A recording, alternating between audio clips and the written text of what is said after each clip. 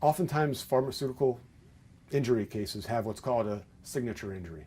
There's a particular injury that is associated with the drug. For example, the Vioxx cases. Vioxx was a painkiller.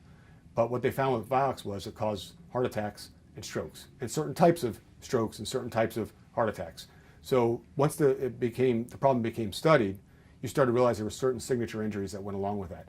And different product had different signature injuries.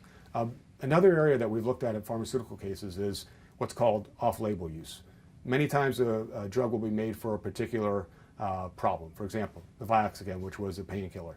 But many times people will take, or doctors will take a drug, or the manufacturers will take a drug and say, well, not only is it effective for pain, it's also effective for autism, for example. And they will prescribe it to an autistic population. And without having really fully studied what the effects can be to that other population or that off-label use. Well, 2 to 3 years down the road, you start to find you have problems throughout that population because frankly it wasn't studied. So what we're trying to do is push for more studies by the pharmaceutical companies and for better research and for honest research. And we think the best way to do that is through effective and honest litigation. Frankly, the only things that the pharmaceutical companies are understanding is a lawsuit sometimes. Because even with the FDA's oversight, the FDA doesn't have enough people or enough staff to fight these problems. It's through private lawsuits and responsible litigation that we're able to keep the pharmaceutical companies in check.